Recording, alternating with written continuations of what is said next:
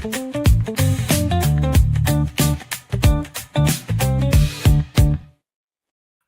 is Matt Mosley, the Matt Mosley Show with Scotty Swingler. And man, we've got a big one planned for you today. In fact, we've got a major guest coming on, Andrew Perloff. He's got the Maggie and Perloff morning show now. Some of you know him from the old the Dan Patrick show. He was known as McLovin on there, and he appeared on there for many years. And he had a great relationship with Dan Patrick, then decided, hey, I'm going to go try to do my own thing. And he's done that. And I go on his show sometimes. It's just way too early for me. That is a 6. That's it. He lives out in Brooklyn or somewhere out in New York direction. And that's 6 to 10 a.m. every morning, 6 to 10 Eastern. So, of course, that's 5. That show starts at 5 hour time, Scotty. So you can imagine some big Cowboys thing will happen and they'll be like, Mosley, can you come on? And I do not function well, really, period, but especially at that hour. Like even after many years of being on 3 to 6, I at least had my brain in that I could kind of push my day toward feeling good about things in the 3 to 6 area, or 4 to 6 as the case where, might be at times there. But midday 1 to 3 has been an adjustment. All right. It's not early. It's not that that's early. It's just weird to me. Cause it's kind of in a, but what I've tried to, the problem is, Scotty, Lizzie may have the same issue, talking to Scotty Swingler here, my co-host / producer. Scotty, it's very nice to have your, and again, you and I tend to have to work and do stuff afterwards, but let's just act like we're done right at 3 when the show's over. And it's a pretty day. There's some cool things about that. You should be able to maybe race out to the golf course, go do some things. Yet, nobody can do anything with you at that time of day. Now, if you're someone who just likes to do things alone, I think that's good. I kind of tend to like hanging out with folks, and I don't really like hitting against a wall in tennis. I kind of like playing golf alone. I mean, that's kind of a nice, peaceful deal. But for the most part, you do kind of like interacting with folks. And what happens is we're done. I mean, like anybody cares about this, but the truth is we're done, and there's really nobody that can hang at that time. There's really no one with a normal job out there making money in the real world that can be like, yeah, Mosley, I can meet. We can go play. We can go hit the tennis ball, play at 4 o'clock. That's just if somebody's able to do that, you sort of are like, well, things aren't going well for them. If anyone's able to hang with you at 4. No, that's not true. Some people, have different, and people sort of in the media business. See, we can have weird schedules, but I have now scheduled myself into I've got morning duties, I've got afternoon. So I've really put myself in a corner, and workouts are hard to come by. So anyway, tell you what we're going to do though today. We do have a large Twitter audience that joined us yesterday, mainly because it took me that long. Our show's been going for, 2 or 3 months now, but I just realized yesterday how to do premium, Twitter situation. Now and apparently I have the check mark back. I did not want it. I wish I could decline it, but I think it's returned. I think it has returned because I had to do that so that we could come and bring you the show live. Now, what we do need you to do to help us is if you're tuning in live and you're seeing, hey, I'm going to sample the Mosley show. Yesterday we had breaking news. We had huge Cowboys news with the trade for Quinnen Williams. And we just had a massive group just start to kind of pour in. And it was nice. It's at some point, it's 1,400 people had kind of poured in.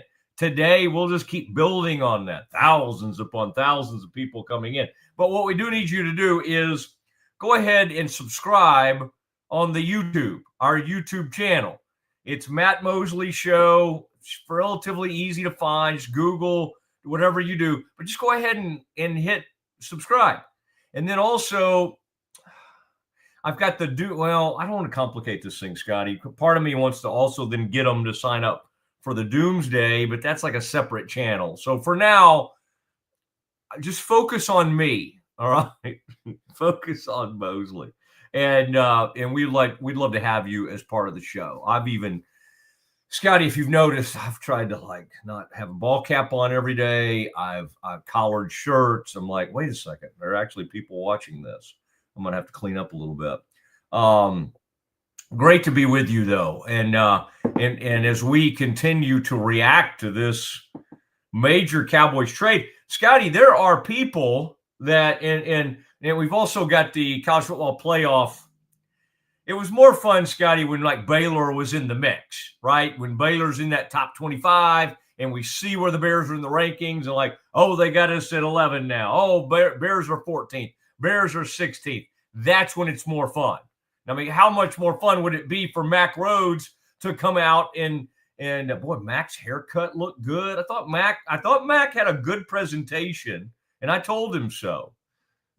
And we'll have Mac on soon.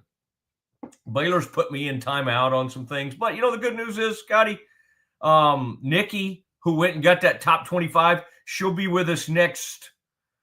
There's so many things, Scotty, I haven't told you. I've told you some things. We're going to need to.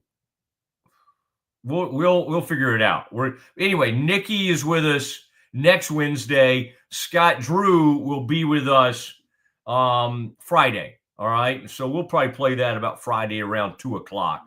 And you'll get to see Scott Drew because they got a big game against Washington. The Huskies are coming in.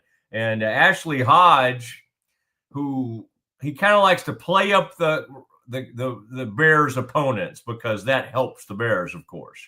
And he's acting like this Washington team has some major talent. Like they're underrated right now. I don't know if they're even ranked in basketball, AP Top 25. We'll take a peek at that. But they are coming into the Foster. They're invading the Foster Sunday. Tip-off is, I think, around 7. I'll double-check that. Scotty, let's double-check that. I think around 7. And then we would encourage you to do your pre-gaming at a place that they're open on Sundays, aren't they? Yeah, the Brazos Landing. The beautiful Brazos Landing, one of our great sponsors. And then, of course, our presenting sponsor, Central National Bank, which is also the primary sponsor of Baylor women's basketball. Now, people that are just sort of sampling us and are new to the show, it's like we do a lot of Baylor because we're Baylor people, and we have a lot of association with the school. But we also keep it real, all right? We're not employed. We don't take any Baylor money. They're not funnel. Hey, guys, hey. And we don't pay for interviews. We're not out paying NIL money and all that kind of stuff. We keep it real. But we also like having a lot of people from Baylor. We have our buddies over at Siegmund 365 who do a great job covering Baylor. And so we've had a lot of them on lately. So it's nice. It's nice. We're partners with, we have a really good relationship with all these people. So that's part of what we do. And then we have a lot of NFL, all my years covering the Cowboys. We have a lot of big name, whether it be Ed Werder, today it's Andrew Perloff, Todd Archer, John Machota, just like in the past, whether it be Doomsday or this show, we might have the Cowboys defensive coordinator like Mike Zimmer. Now it is Matt Eberflus. We had on our Doomsday podcast, we had Brian Schottenheimer on. So we get some great guests, and we'll do that on this show as well. And you just never know who'll pop on. Fran Fraschilla, big-time college basketball. Scotty has someone we're thinking about for tomorrow, at least, I don't know, sometime upcoming. And it's somebody that I'm kind of excited about because he was one of the first, back when NBC was doing the NFL, and they still are at night now, those NBC night games. But back when they had Dick Enberg and Merlin Olsen, they had this famous ex-football player named Beasley Reese. Well, it turns out Beasley lives among us. He's in the area, and he he's like right there. So we were kind of excited about that. So we'll have Beasley Reese, famous NFL player. He'll be on with us in the next, I don't know, we're going to get him on soon. And then another Ascension Providence, you see one of our fine partners. We're going to hear from another one of their doctors today. And so that will be really good. Now, Scotty, I want to start out today, though. Yesterday, I kind of thought that, Jerry tried to do something for his team, and so the way I was interpreting this trade was, you know what, good for the long term and the short term. Now, this season seems like it's over. They now have, 3 very talented defensive tackles. But you kind of could see what Jerry was doing. But the fact that he gave up, and we talked about this yesterday. We did not soft sell the trade. I mean, this was a second round pick in 2026 and a first round pick in 2027. They gave up a lot. They gave up a lot to get Quinnen Williams. What we were saying is, this guy's great. This guy's one of the best run-stuffing defensive tackles in the game. And oh, by the way, in the past, he's created havoc in the pass rush as well. Well, Scotty, the pushback started to happen, and it started to happen quickly yesterday. Scotty, if we start digging in, what does this team not have much of? Well, the answer to that would be sacks. All right. In the aftermath of Micah Parsons, this team does not hit the quarterback. This team does not have a lot of sacks. They did okay the other night. They did have some sacks in that game. Of course, in between, they were just getting sliced and diced by that quarterback. I mean, just up and down the field. And in fact, Jacoby Brissett, the quarterback for the Cardinals, they've come out and they're like, we're going to ride with this thing. We're going to ride this thing out. We like what Jacoby did against the Cowboys. We're going to give Kyler's foot a little more time to heal. You think if Jacoby Brissett had gone out there and thrown 2 or 3 interceptions, that Kyler Murray would be on the bench this week? Not in a million years. But right now, they're kind of riding this thing because Jacoby's playing pretty well. But the pushback started to come, and Scotty, it came from the guy that's going to be on with us today, Andrew Perloff. It came from Bill Simmons. Now, of course, and Scotty, I guess if we truly wanted to cuss and come on here, now that we're in the YouTube world, we probably could do it without like having to pay major fines or anything. But it would also be kind of fake because I don't really cuss a whole lot. There are times I get frustrated with something probably, and there may be a time or two I've said something. Scotty, I bet Scotty's heard me cuss once in our entire friendship, which goes back a ways. We've known of each other for years. I would say the friendship took root before I came over to, over to Rogue Media Network. I don't know. I mean, I'm not going to put like a timeline on it. I guess Scotty could put a graphic, the Mosley Scotty friendship. We just kind of watch it. And I would say, Scotty, it's just it'd be like a roller coaster. Some days it's right up here, like a lot of friendships. No, actually, it's pretty steady. It's pretty steady. Unlike this camera. I'm going to stop moving so much. Yesterday, Scotty, they said, Matt, could you, I was going on the Colin Cowherd show, going on national TV on that FS1 show. And they said, Matt, would you be able to turn off your tracking camera? To which I said, no, absolutely not. I mean, that's the last thing I need to do is be adjusting cameras or doing things like that. I said, I'll just sit still during the interview. And it worked out fine. Now, they were, Scotty, taking me through the thing where they're like, can you click down there, Matt, and click on the speaker? And of course I'm like, oh no, this is going to screw everything up. But I did what they said, and we got the appearance.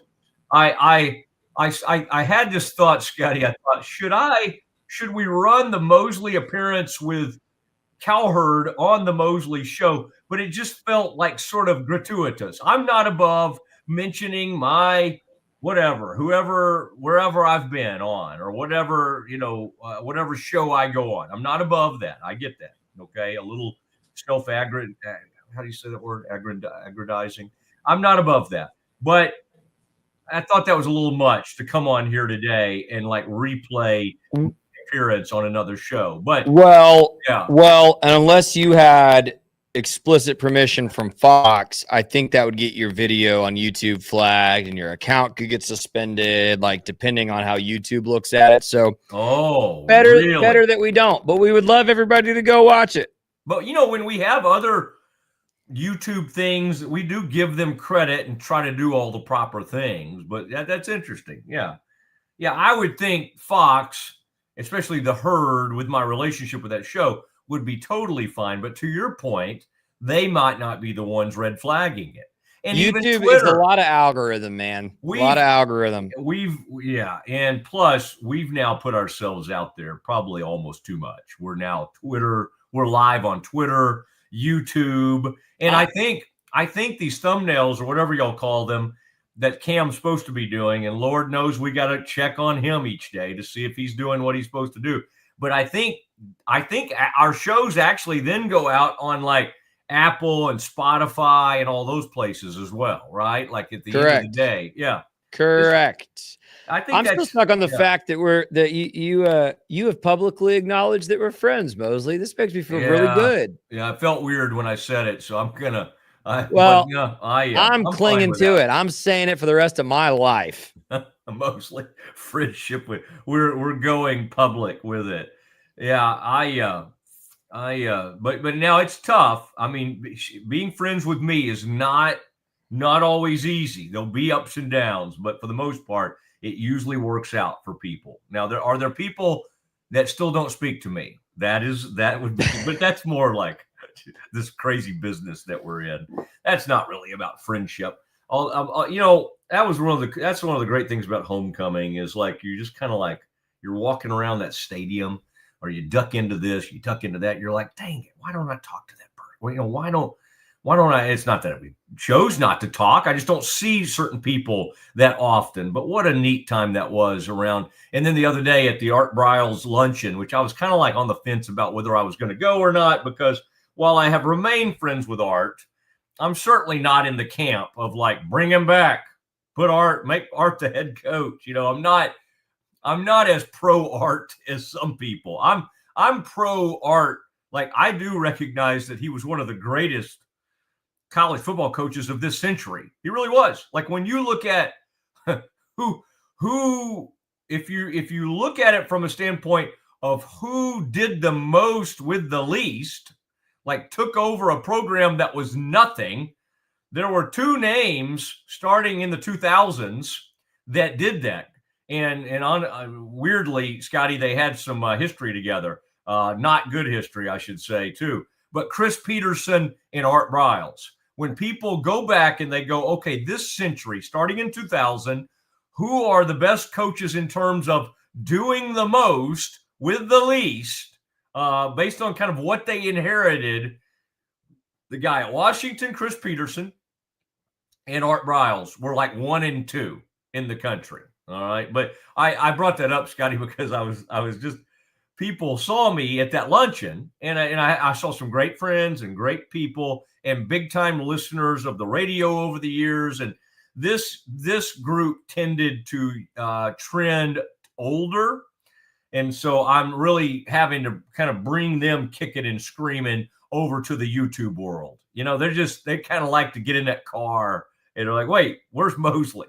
But Scotty, people were coming up to me at that deal like, do you think Baylor could bring him back? Do you think Baylor would die? And I'm just like, guys, what are y'all, like, you can't, like, that can't happen. That's not, like, I don't care where my level of love is or not for Art. That can't happen. Now, we'll have Art. I mean, again, I was really on the fence even about whether or not I wanted to interview Art, because on one hand, it's like, yeah, it's going to get a lot of eyeballs and a lot of downloads and all that great stuff. But it's also going to irritate a huge amount of people. And it's going to be like, why is Mosley? And Mosley was not, he was too nice, or he was not mean enough, or he was too mean. And, he asked him too much stuff about the past. So, Scotty, I don't know. I kind of thought we might have caught a break on that deal because you cannot win. When it comes to interviewing Art, you cannot win either way. And Art was open to it. Then he wanted to do it like while he was driving the day after, and that seemed weird to me. Like, I feel like if we're going to do that, we need to do it right. We need to kind of lay it out and have a build up to that. All right. We do have major guest we're going to get to in a second. Andrew Perloff will be, and Scotty, by the way, I making sure that okay, good. Okay, I was just making sure. Scotty and I sometimes have to communicate via text. Tell you what we're going to do. I want to, in the 2:00 hour, we'll do some Campus Confidential. We'll hear from Mac Rhodes. We'll react to the committee's first top 25. You know, how's the Big 12 looking? How's the SEC looking? I mean, there are 9 teams ranked. They're looking okay, by the way. I don't think anybody's sticking it to the old SEC. 9 teams in that top 25. But the man who, you know him from the Dan Patrick Show. Now he has a nationally famous CBS show as well as a Sirius XM show. Andrew Perloff returns to the Mosley Show next. If you want the best for your body, you want Ascension Providence, the largest sports and orthopedics group in Central Texas. Using innovative and cutting-edge technology, we're able to understand your body better than ever, delivering treatment with precision. And with our fellowship-trained and board-certified doctors, you'll receive excellent care. Work with a team dedicated to your health, wellness, and safety. So you can perform. At your best. Ascension Providence, caring for Texas families for over 120 years. Drive in the fall at Allen Samuels Dodge Chrysler Jeep Ram in Waco. Huge savings and the best selection in Central Texas. From powerful Ram trucks, Motor Trend's Truck of the Year, to adventure-ready Jeeps and stylish new Dodges, we've got the right ride for you. Upgrading, downsizing, or buying your very first vehicle, Allen Samuels has you covered with friendly service and deals that make driving fun. Don't miss the Drive in the Fall event, only at Allen Samuels. Come by, let's be friends. When Central National Bank decided to partner with Baylor women's basketball, we didn't know exactly what that partnership would look like. What brings you into the bank today? For the last couple of months, I've been noticing a charge on my account, and I would like to block it. I see. So you have a charge, Yes? and you'd like to block it? Yes. I think you should take the charge. What? Yeah, I definitely think you should take the charge. I don't think you understand. Sometimes you just have to take one for the team. Is there a manager available? We love that Coach Colin is all about the team. Once we get the vocabulary down, the sky's the limit. Central National Bank, proud partner of Baylor Athletics and Baylor women's basketball. I have Mac Rhodes, director of Baylor Athletics, on the phone. Mac, can you tell Peggy why she should take the charge? Of course she should take the charge. Wait, are you at the bank again? And who is Peggy?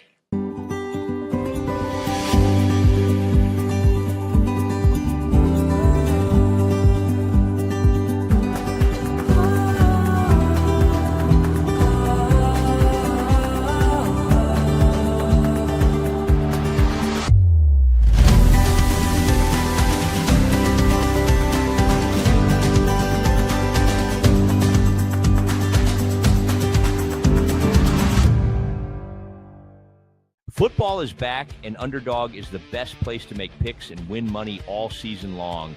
Playing on Underdog is easy. Just pick whether your favorite players will go higher or lower on stats like touchdowns, receiving yards, interceptions, and more. Get your picks right, and you could win up to 5,000 times your cash. You can play with as little as $1. Download the app today and sign up with promo code Mosley to score $50 in bonus funds when you play your first $5. That's promo code MOSLEY. Millions of fans have already won billions making picks on Underdog. Will you be next? Underdog, make picks, win money. Must be 18 plus, 19 plus in Alabama and Nebraska, 19 plus in Colorado for some games, 21 plus in Arizona, Massachusetts, and Virginia, and present in a state where Underdog Fantasy operates. Terms apply. See assets.underdogfantasy.com/web/play-and-get-terms_DFS_HTML for details. Offer not valid in Maryland, Michigan, Ohio, and Pennsylvania. Concerned with your play? Call 1-800-GAMBLER or visit www.ncpgambling.org. In New York, call the 24/7 HOPE line at 1-877-8-HOPE-NY or text HOPE-NY. That's 467-369.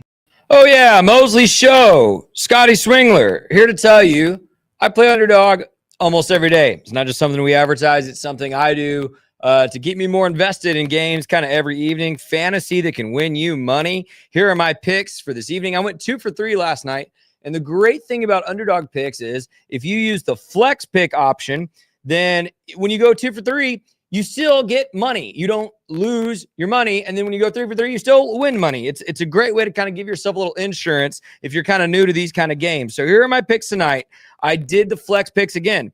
This game kicks off in 30 minutes. So if you want to jump in on this first one with me, you need to download Underdog and play right away. Erling Haaland, for my money, best soccer player in the world. He always puts the ball on goal constantly. So he will have higher than 2.5 shots on target today in Manchester City's game. Keontae George, Baylor's own.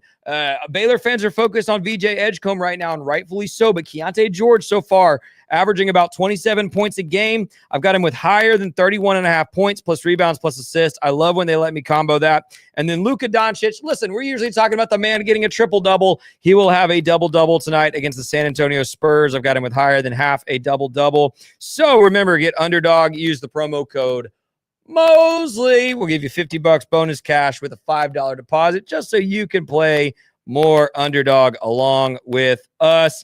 Mosley, not just a promo code, but a man.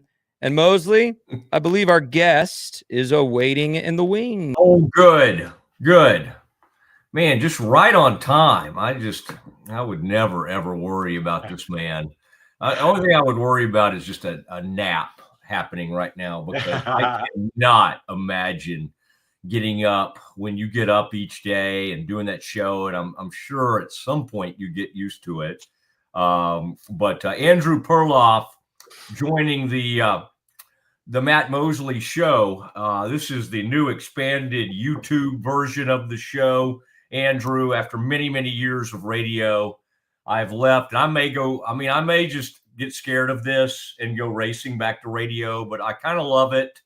The only thing is I have to look into a camera.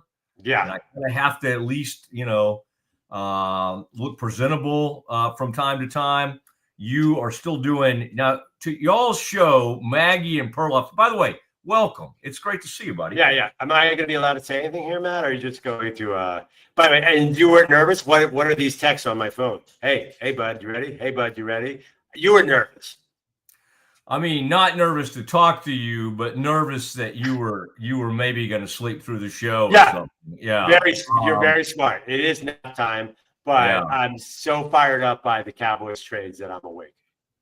Yeah, and boy, I really today, sometimes if Maggie doesn't counter your argument well enough, or she's just kind of like, hey, I kind of like this trade, that's when I need to just jump in there, because you were dogging this thing, and boy, you're right there in the belly of the beast. Now, tell everybody, well, people know you, they know your famous nickname, they saw you on the Dan Patrick Show, McLovin. In fact, my producer and co-host Scotty Swingler, when I told him, I mean, I don't even know if he knows that you and I are buddies. I don't know if I'd ever brought that up with him, but I said, hey, Andrew Perloff's coming on with us today.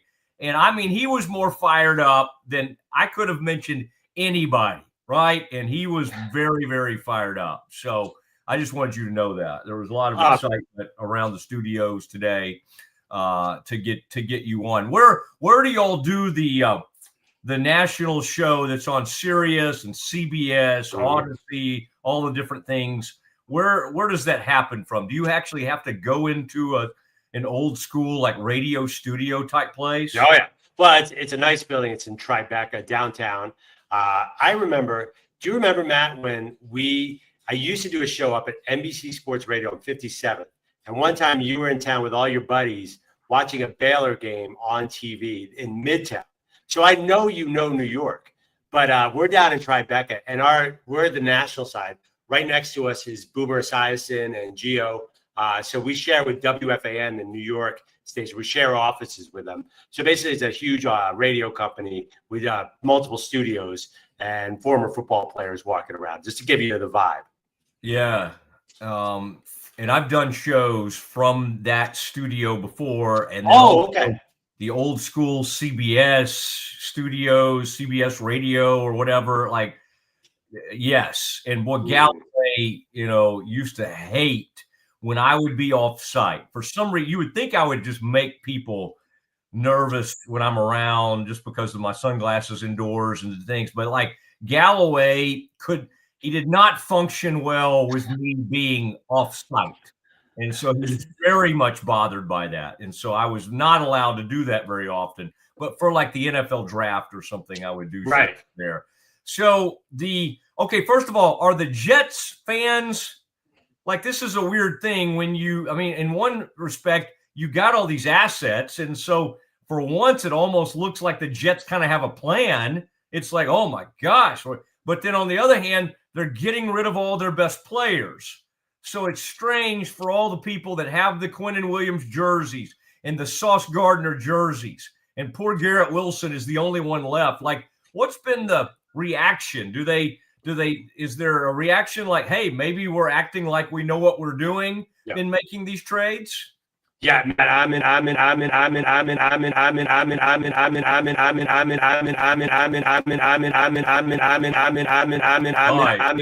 Let's try that. We'll try that again. We're not. I don't love. Hey, Andrew. By the way, I don't know if I'm going to blame it on you, but we were having some major like Wi-Fi or something, and so whatever you started to say, like, started repeating itself over and over. I mean, it's kind of an interesting effect. And right now you're frozen on my screen, so I don't know. Can you hear me okay, Andrew? All right, let's try to not hearing the audio. Yeah, Scotty, let's try to visit with him and see if we can't get a better connection going. That's too bad, because always fun to have Andrew Perloff. One year at the Super Bowl, I don't remember the circumstances, but we bumped in. He was writing for Sports Illustrated. I think I had just started writing for ESPN.com, or I may have still been with Dallas Morning News. And for whatever reason, we just really hit it off, and we started hanging out. And so I think Super Bowls, we would hang out, get dinner and all that kind of stuff. And then I'd be in New York. And anyway, he's this is the great thing about technology. Now he's so yeah, I guess Scotty, it sounds like he's hearing me fine, but from what he's telling me, but we're not catching him. So who knows? I'll just say it's my fault somehow, even though my technology seems to be working just fine. But no, Perloff's great. And he and Maggie Gray, she's been really big time in the past as well. And so they form a show, and that's a national show, 6 to 10. And okay. All right. I'm going to tell him what to do. I'm going to tell him me. Okay. I need to tell him to unmute me on StreamYard. That's what kind of needs to happen, I think. And then, Scotty, I'm going to give you, while we're doing this live on the air, I'm going to give you his number so y'all can work some of this out, perhaps. Oh, wait, do we have him? Oh, hey, Andrew. Yeah, can you hear me? Oh, that's good. Yeah, that's better. That's better. Yeah, I went to my phone. I went to my phone. I was getting a weird warning. But yeah, thank you for the kind words. By the way. Oh, you could hear me talking about our friendship. Yeah, it was just kind of. Totally. It's funny because there was once in a while, I think we see each other in a press box. I mean, you were more in a press box than me, but yeah, it reminds me of when I was at SI. Matt, do people understand SI, what it is? Like, when you talk to young people, do they remember what it was like, say, 12 years ago? Well, like, Scotty's on with us right now, and he is in that group that just barely remembers. He's 33, so he does have some memory of the greatness of SI. And yeah, it it was incredible. And you and I grew up on it, and it was the pantheon. It was where everybody was trying to get, and you got there. As an editor. I couldn't get there as a writer. Then they let me write. My first editing job, Matt, was Dr. Z, the famous one. Oh my gosh. Yeah. Oh my gosh. People under the age of 50, you don't totally understand that, or 45 and under. Dr. Z was the draft guru of them all, even before Mel Kiper. Like when they started putting the draft on ESPN right at the start, Dr. Z was on there. And then Dr. Z would do his famous broadcasting. He would rate broadcasting crews. Didn't he do that? Yeah, he started grading players PFF style. He wrote a book called The Thinking Man's Guide to Football, which holds up really well. He was a bit of a character. He got fired from the draft because he said soon everyone's going to be doing steroids and we won't even recognize the game. And he was dead right. But the NFL was like, nope. Pete Rozelle was like, you're done. Or that I could have been Tagliabue by that point. I don't know. Yeah, he's passed, but he was a great character. And he had an interesting, and then my second one was Peter King, was the second person I edited. And I know you've known Peter forever, and he's obviously just the top of the mountain. Yeah, but from an editing standpoint with Peter, especially, that had to be crazy because even that long thing that he would do for Monday Morning Quarterback that became pretty famous. I mean, he would write all night, and then you probably wouldn't submit that thing till about 5:45 or 6 in the morning. So whoever was connected to him editing had to be keeping those same hours. That had to be kind of crazy. Yeah, I mean, he's very prolific. He'd hand in 1,000 words at 10 o'clock, 3,000 words at midnight, then another 2,000 words at 2 a.m. And he's like, Andrew, I have another 2,000 words coming at 5 a.m. Are you okay? I'm like, I'm in there, Peter. But then the whole league read it. Every executive in the league read it every week.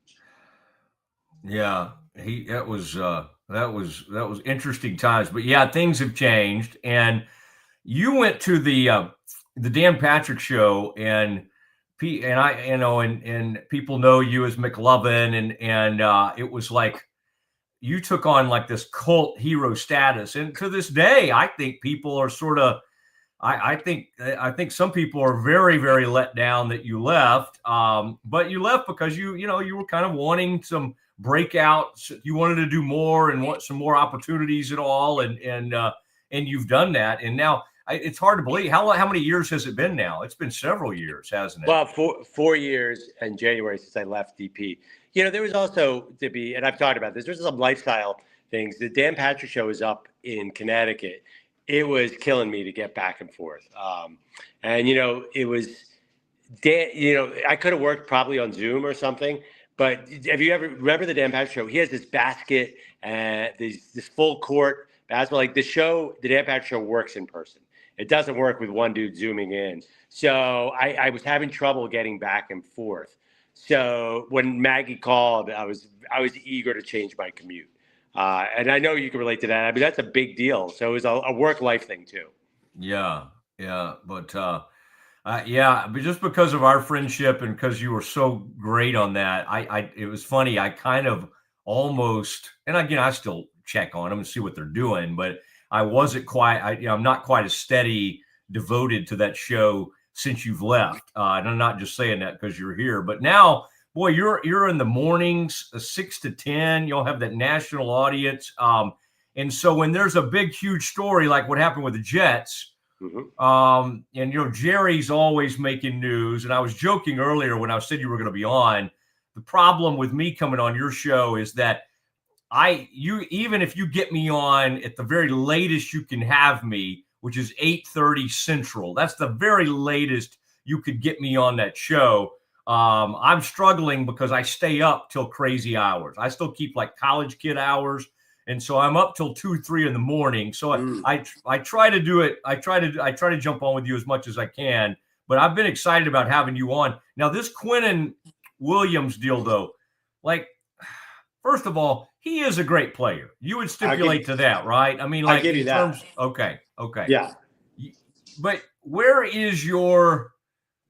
It's just the value, and it's like the Cowboys had gotten all these picks together. So they got their own 2 first-round picks, then the ones in the Parsons trade. So moving forward for the next 2 years, they had 4 first-round picks. And so your issue with this trade is, man, you've already started cutting into what you had amassed in this trade, and you just, from a value standpoint, don't see it. Yeah, I mean, Quentin Williams is actually more well-liked here maybe than Sauce is at this point. He's great, but where are the sacks this year? And he's 20, he's bats for 28, where, the stats might decline by the time he really hits his peak here. So here's the problem. I'm just going to pull back, Matt. It's the trade deadline. If you make a trade at the trade deadline, you think you're making the playoffs that year. It's not for the future. So everyone keeps telling me it's for 2026. But what are we doing here? You gave up a first-round pick and a second-round pick. I can't believe you would make a trade deadline deal that is not for this year, because it's just going to be hard to make the playoffs at 3-5-1. I have a question for you, like this, and I would ask you if you came on the show. Does Jerry Jones think that he can make the playoffs after this deal, or is this really about 2026? Because if that's the case, I don't know why you make the move now. Well, the answer is Jerry. If the question was, is Jerry delusional?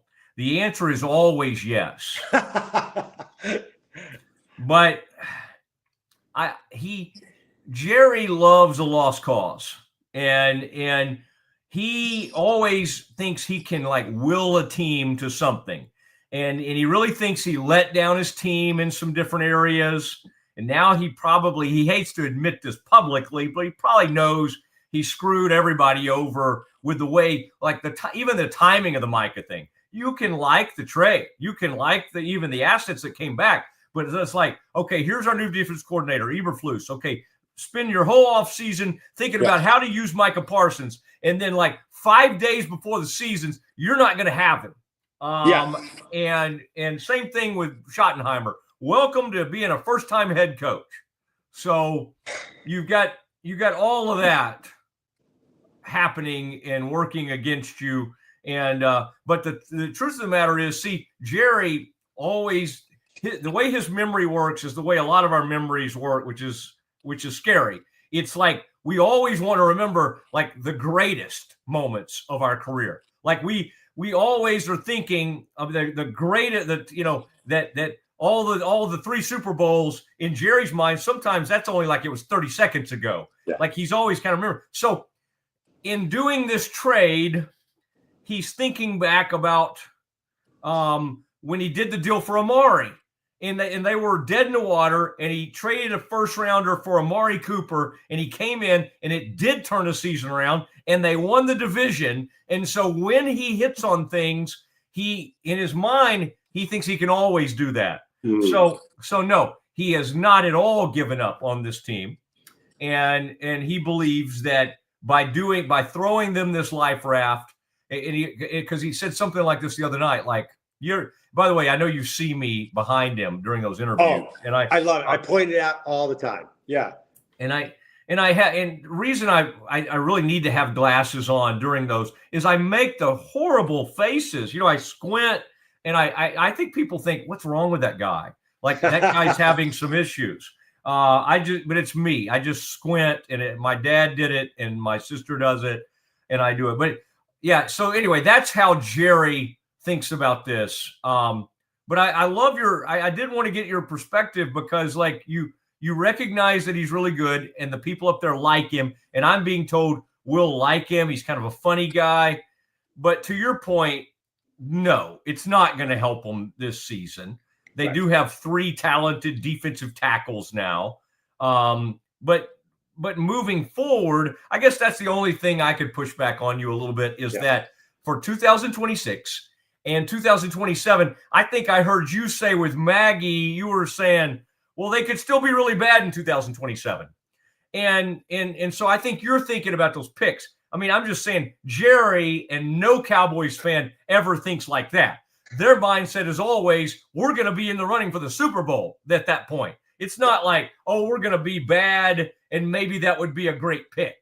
There's always the thought. And the truth of the matter is, as long as you have Dak and CD, you're not going to bottom out. This team's not going to be bad. Like, they'll try to load up and have a go at this thing next year and in 2027. So Wait, Jerry's, yeah. Dak Prescott never gets hurt. I'm sorry. That's the thing. With those picks, there's an injury risk. What if Dak gets hurt? Oh yeah. I mean, no, it certainly could happen. And the Jets are getting ready to use those picks to put themselves in position to finally solve the quarterback problem that they keep trying to solve. And so, yeah, I mean, but again, we can say that about any quarterback in the league. I mean, the great Lamar is much more elusive and younger, and he's 7 years or 5-6 years younger than Dak. But he got hurt this year, and their season went in the tank, right? And they're 1-5 now. He's back, and they're kind of coming back. So we can say that about any quarterback. This guy is, in some ways, we measure quarterbacks differently. We used to say they were at their peak at 28. Now the peak, it's like every other position in the NFL, the peak is 28, right? Yeah. For NFL quarterbacks, it seems to get extended really to the 34, 35 years old. So I think Dak, if he is healthy, is going to continue to be good, and they could put something around him, and we'll see what they do with the rest of those picks. But I was interested because you and Bill Simmons and a couple of others came really strong, like Cowboys have lost their minds. Yeah. This is a really bad trade. Yeah. Did you see the ESPN analytics story by Seth Walder? I don't know if you know Seth. He gave the Cowboys a hard and he didn't really explain why from an analytics standpoint. He just didn't think that Quinnen was going to be, at his age, worth the money that the Cowboys are going to pay him in the asset. My question, too, is could they have given him the lower of the first-round picks in 27? They agreed to give the higher of the two picks. So that's what worries me, too. I mean, what if Green Bay falters? I just worry. And 27 is this loaded draft. All these experts saying 26 is weak. 27 is awesome. So I just worry where that pick will end up. Worst case scenario, it's top 10. Wait, you're thinking the owners and general managers around here put that kind of thought into it, like that they could have asked for the lower pick? I mean, think about what happened around here with Luka. All right, some of that because of the Cooper Flag thing has been glossed over a little bit, but Cooper Flag has not been in any great shape. So, by the way, when y'all are talking NBA, just know that in Mavs land, it's been a slow start for this rookie and a slow start for the team. And a lot of these NBA pundits and former players have egg on their face because they literally thought that this team could get Kyrie back and with Anthony Davis and make some kind of like literally be in the running for an NBA title. And so far, it's a complete mess. They are not. And your 76ers, for people that don't know, Andrew's got major Philadelphia connections, and he grew up tied to all those teams. Yeah. I mean, we at Baylor sent you one of the most explosive athletes of the past 20 years to come into an NBA draft, and that's VJ Edgecombe. And I think they had a tough loss maybe last night, but man, that has to be exciting, doesn't it, for 76ers fans? Yeah, and it seems like they're going to move on from Embiid. I actually did raise the question, is there any chance if the Mavs got a mulligan, they wouldn't go Edgecombe over Flag? I mean, first of all, with the publicity, they were always going to go Flag. But is there any way Edgecombe is the better player compared to Cooper Flag? And I was also wanting to ask, I mean, the funny thing about basketball this season, that there's one story and only one story I care about, and it's in San Antonio, not Dallas. So that season premiere, I was like, I knew immediately the first game, like, oh my God, this is Wemby's state. This is Wemby's league. So Cooper Flag feels like, nationally, I got to tell you, Matt, he feels like an afterthought. Wow. Well, that's bad for a guy that was thought of as one of the great, almost sure thing number one overall picks. I mean, the one thing I could say is this version of Wemby we were not seeing in those early days. We saw glimpses of it, but that opening night, what you're talking about, we saw a monster. We also saw a guy who, we'll see how he does from an injury standpoint, because generally 7'5", 7'6" humans don't always hold up consistently. But we have not seen anybody close to that. Dirk was Dirk, and he was one of the first guys we saw that could shoot the three and do all the things he could do, but he was not doing crossovers and taking people off the dribble out at the 3-point line.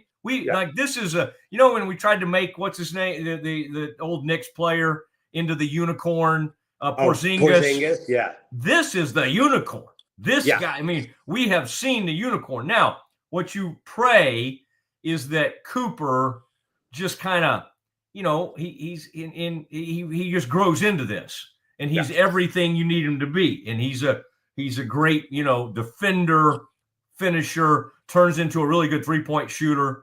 I don't know, man. You're right. Right now you can't watch Edgecombe without going, dang it, man. Yeah. I wish we had that. I mean, even the Wizards watching Trey Johnson. I mean, at some point, first of all, why are they bringing him off the bench? I mean, that kid can fill it up like crazy. By the way, he's from my neighborhood. Oh, he took our local high school team where my daughter went to the state title. So keep your eye on. He played at University of Texas. But I mean, come on, the Wizards. It's horrific. But I'm just saying, some of these teams, we thought of that with the Spurs a couple of years ago. And the Spurs are so freaking lucky, because it's like they spent 1 year out in the wilderness. They had to be bad for a year. With the 76ers, you had to go through that horrible moment, and the poor guy that took them through it didn't even get to see it through to the end. And then the guy that was supposed to be the savior right now is on the outs, like you said, Embiid. I mean, how hilarious is that? Is that you wait, you do a long-term, you do an extension, and Embiid's supposed to save you, and it's freaking Tyrese Maxey and VJ Edgecombe, these two guards, explosive guards that are the future of that organization. And it happens sometimes. I've given up on Embiid. It's been so frustrating. I mean, the process has not gotten the Sixers to the Eastern Conference Finals once. And the East is weak. That's a thing, too. I mean, I think I'm here in New York. The Knicks could come out of this conference because it's not a strong conference. The West has a lot of these talented players. So, I mean, maybe the Sixers even have a shot. But I was actually talking about this earlier today. It relates to the Jets. Like, the Jets are going full process. I love it for the Jets. The Sixers I think it failed. I don't think the process worked because, Embiid is technically there. He's never going to be the 1A on a championship team. He just doesn't have it in him. So I'm over the Embiid experiment. And we'll see if the Jets get their version of Ben Simmons and Joel Embiid. But I'm all about the process. I love tanking. That's why the Cowboys, by the way, they trade Micah Parsons and they're doing this smart rebuild. But it felt like, everyone said those picks were burning a hole in his pocket. Like, where's the patience? Where's the – Yeah. Twice you've had great moments where you froze for a second, unfortunately. But I like that. Scotty, our headline from today's interview with Perloff is I love tanking. I want that to be the headline and in quotes. That's what we lead with. Perloff and I are both writers, both frustrated writers at heart. It is weird, isn't it, Andrew? When you stop writing and when that's what's given you any platform or any radio show or any reason to be on TV or anything, it was our writing. It's very weird to get away. I mean, I haven't written in a while, and I still, when I tell people, they say, "What do you do?" And I find myself saying I'm a sports writer. Usually I don't want to get into it too much, but I still identify as a sports writer. Well, do you find yourself doing that? Yeah, definitely. I do work for Athlon Sports, so I still get to write. But Matt, you were on in Dallas, in such a big show. People know you as a radio person too, and they definitely know me as a radio person. That's funny, like the balance that you always introduce yourself as a sports writer. Yeah. But I never thought of you as just a sports writer too, because let's face it, dude, you can talk. Yeah, I think that's sometimes as an interviewer, I end up talking too much, but I remember. I've seen you. I mean, people. I don't know if you've seen it. I've seen you. You don't even know this. I've watched you interview Romo and the Cowboys through the years because you were often the first question in at camp and stuff. I don't think you even knew me that well at the time, but yeah, you were. You're a reporter by definition. Like the way you operate. So it's different. You're right. It's totally different from radio. Even more than me, I'm a multimedia star. When you look like this, Matt, I mean, let's face it, it's the looks that have been getting me by. I always thought even you were like eternally youthful, but you went gray early, and it was an interesting mix because you were someone that was always going to have the best sneakers, and I don't know if you're bohemian really or anything like that, but you certainly were a good fit in Brooklyn just because you knew, I mean, that was your world, and you knew the proper jeans and everything to wear, but you were also a huge sports guy. Some of these guys like at The Athletic now that are doing those podcasts and stuff, they're very nice. I mean, nothing against them, but it's like so analytics driven that it's just like, my gosh, how are people listening to this? It's like, so I think you and I, we knew analytics was coming, and it's not like we tried to learn it, but we can't do it. We can't just sit there, and that can't be what we talk about constantly. Well, since I wear glasses, I tell people, Matt, that I'm really into analytics, but I don't even know what they are, to be honest. Honestly, no one's ever called me out. I tell everyone, I'm into analytics. No one's like, well, prove it. No one's going to say that. So just do like me. Just say, man, analytics. Yeah. They're not. That coach isn't using analytics enough. Because it's really, when people say analytics, they really mean fourth down. That's all they're talking about. Oh, man, I love doing this. Hey, Scotty, by the way, did you want to ask Andrew anything while we had him? I mean, Scotty's a big Perloff fan. Yeah. Jump on here, Scotty, if you have anything. Scotty may have. I'm editing our next segment. What's up, McLovin? What's up, dude? Long time fan, man. The Dan Patrick Show has not been the same since you left, sir. Oh, it's still great. But I love that you emailed me. You said, and asked permission to call me McLovin. Most people just call me McLovin. But you know what's funny? And Matt, you might think it's funny. A lot of people say, oh, I'm a big McLovin fan. I always have to check. I'm like, are you sure you mean me, or do you mean Christopher Mintz-Plasse from the movie Superbad? So I always have to check. We've only gotten a singular comment on YouTube today, and it was indeed, I thought McLovin was a character in a movie called Superbad. Yeah, no, that's why. And if McLovin was if I was the original McLovin, I would have sold T-shirts and hats. But there's always an epic McLovin over my shoulder. So that's why we call it the Maggie and Perloff Show, because let's face it, McLovin and Superbad was pretty cool too. There you go. There you go. Yeah. And wait, did Dan give that to you? Like, I don't even remember the origin of that. There's a lot of mystery around that. There was a SI.com column where somebody said Perloff looks like McLovin's uncle underneath in the comment section. And Dan read that. I think he immediately dropped the uncle. And Dan's from the TV world, and he can't remember anyone's name. No idea. I worked with him about 2 years, and I don't think he could remember my name. But Dan is in a different circle. But he just went McLovin. It's kind of like a TV thing, and then it stuck. And now till the end of time. And I have a good nickname on my own. Everyone growing up called me Pearl. Last name Perloff, Pearl. Like Pearl is cool, like Earl the Pearl Monroe. Yeah. McLovin, it works, but not quite as cool. Yeah, I always thought that with a good buddy like you, and then even having met Paul, that I would someday be on, the Dan Patrick Show, and you guys, Dan had such a love for Tim Calishaw, who I did the radio show with, that I could never get on. He would only bring Calishaw on, so we never could break the barrier. But I like being on the. I like being on the, Maggie and Pearl show. I enjoy that. And Dan asked about you the other day. Actually, he texted me. He said, "Can you text Matt Mosley and see if he can get me Ed Werder's number?"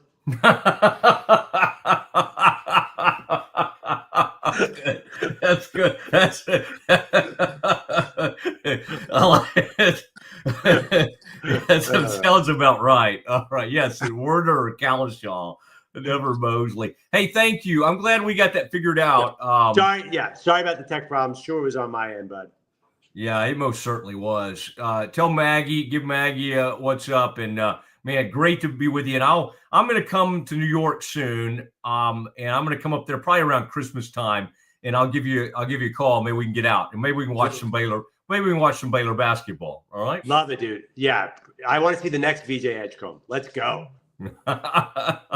There he goes, Andrew Perloff on the Matt Mosley show. So good deal. Good job by Scotty. I did not want to let the gremlins deny us of that. And Scotty was able to kind of coach Andrew through a couple of things there, and we got it all figured out. And Scotty, you can see where I get it. It seems like something you would have had to do for me, to tell me to mute something, which I would not have been able to do, by the way. Andrew's tech savvy enough to be able to find that out and do it. All right, man, we got a lot coming up. We're going to hear from one of our talented doctors at Ascension Providence. We got Campus Confidential. We'll hear from Mac Rhodes, who had his first foray representing the college football playoff as the chairperson of that committee. All of that coming up next. Bubble wasn't here. I don't know what people would be doing, like making PowerPoints or something. I love that I can sit down and build something the way that I think it should be built. Bubble turns ideas into fully scalable apps. Try Bubble today. At Coversonal, we've revolutionized protective solutions with cutting-edge, customizable covers, tarps, and curtains. We deliver premier protection at affordable prices and express shipping. Visit coversandall.com today for the perfect fit, guaranteed to last. Better sleep, inspired by nature. Your back, hips, and shoulders will fall into perfect alignment in any position, meaning that you get deeper, more comfortable rest. Visit ecoterrabeds.com. Cleanse your body of accumulated toxins and embark on your wellness journey at your own pace. At Global Healing, we provide premium supplements to help your body heal naturally. Start your healing journey today at globalhealing.com and organichemp.com. Relax with Hemp Delicious. Organically grown hemp, massively blended with delicious organic herbs, responsibly sourced for their holistic benefits. Each sip offers calming, antioxidant-rich wellness. Brewed just for you. Sip the calm with Hemp Delicious. Is your Mac running slow? Mac Booster 8 is your all-in-one solution to clean up 20 types of junk files. Get your Mac running like new again with Mac Booster 8. Visit macboost.net today. I know you're gonna love this Kodak Dot Plus printer. You guys just connect it to your smartphone. I can assure you, you are going to love this printer as much as my family has. You guys have to check it out for yourself. At Matt Piffle, we believe in celebrating your journey. Our unique personalized products are designed to boost your confidence. From custom home decor to meaningful gifts, we help you cherish the memories that make you who you are. Visit mappiffle.com and start celebrating your story today. Streamline event and appointment booking with Amelia's sleek, modern, and fully customizable booking forms. WPAmelia.com. That's WPAMELIA.com. Amelia. Nalgene Outdoor has been your trusted companion, fueling adventures and helping protect the planet. We're committed to reducing waste, improving access to clean water, and providing simple, safe, and sustainable products for you and your family. NALGENE.com. A house is a property, but we live in homes. Home sweet home. Homes where the heart is. We aim to deliver the best home buying and selling experience so you can spend less time real estating and more time living. WhyPersonalLoans.com. Request a loan anytime. Our partners can offer loans up to $35,000 with varying rates and terms. Review your loan offer with no obligation and decide what works for you. Visit PersonalLoans.com today. This is what $500,000 in a duffel bag looks like. Actually not real. That's because it's actually prop money. It looks realistic from a distance, but up close you can see it says for motion picture purposes. Visit PropMoney.com today to get your money seen or money shot right with Prop Money Inc. With San, owning iconic furniture no longer requires paying a premium. With over 15,000 satisfied customers worldwide, we've proven that high-quality furniture doesn't have to come with a high price tag. Explore our collection today at san.com. The U-Like Air 3, launched in 2023, ushers in a new era of sapphire ice cooling technology, offering nearly painless hair reduction in just 3 weeks. That's ulike.com. U-Like. VivoSun's mission is to empower growers with stylish and effective products, making indoor growing accessible and enjoyable for everyone. If you want the best for your body, you want Ascension Providence, the largest sports and orthopedics group in Central Texas. Using innovative and cutting-edge technology, we're able to understand your body better than ever, delivering treatment with precision. And with our fellowship-trained and board-certified doctors, you'll receive excellent care. Work with a team dedicated to your health, wellness, and safety. So you can perform. At your best. Ascension Providence, caring for Texas families for over 120 years. All right, it is the Matt Mosley Show, and with Scotty Swingler, we roll into the 2 o'clock hour. And Scotty, sorry I caught you off guard a little bit. I just did not want to. If you had something you wanted to ask Andrew about or something, I wanted to. So that was kind of funny. You got to call him by his. I just knew him as Andrew, and I didn't really ever know why they called him McLovin on the Dan Patrick Show, and so I never called him that, obviously. But he's a great guy, and he is. You meet a lot of great friends in the profession and all, but I don't know. Sometimes, Scotty, you wonder, like, what's that guy like off the air? He's one of those guys that's like truly. Exactly like you saw him with Dan Patrick. Love that. He's a very kind, genuine person. And sometimes you kind of lose track of people over the years and you start doing different things. And he and I have always stayed in touch. So, and I'm sure he gets, people see him and probably holler out McLovin. It's almost like, I wondered in my mind, the reason I don't ever bring it up is because it's like, is this like being a child actor? Does he like, never, but I think he loved his time doing it. He obviously is very gracious about answering those questions. But that's part of why I asked him, right? Is sometimes when you're promoting a new, I know his show's not new anymore, but he's not on Dan Patrick anymore. So sometimes when you've taken that step and you've moved forward in your career, like you don't want to keep going. You use child actor. That's a good example. You don't want to keep going by. So that's why in my email I just said, "Can I call you McLovin?" So that's hilarious. He brought that up. When I was doing my years at Truett, I had a campus job.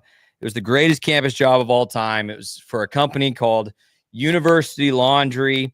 I believe they were acquired by Tide, and now it's just Tide University Laundry. But my whole campus job, Matt, and I got paid like $15 an hour for this, was to drive a box truck, park it on Baylor's campus, and then the freshmen with mothers who, rather than let them learn to do their own laundry, wanted to pay for them to have their laundry done for them every week. They would bring me a bag of laundry, and I had a little scanner, and I'd scan it, or they'd come and say, "Hey, I need my laundry," and I'd scan it and hand it back to them. It was the easiest job I've ever had. And it was decent money.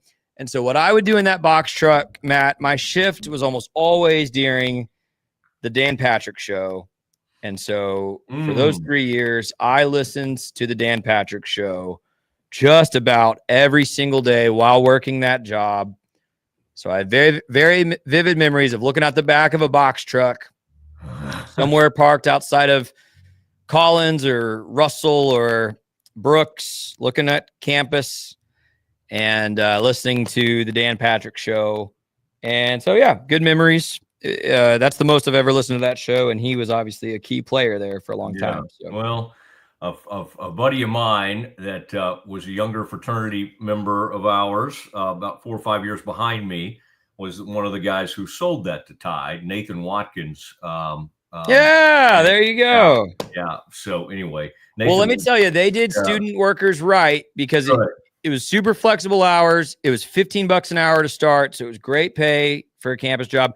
And then I got a bonus after I worked for them for, I think it was after 2 years.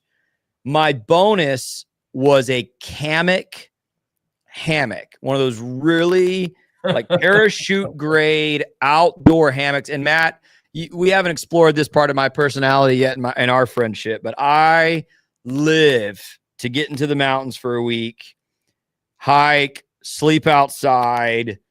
And man, that hammock, I still use it every year to this day. At some point, I get that hammock out and go outside and sleep outside.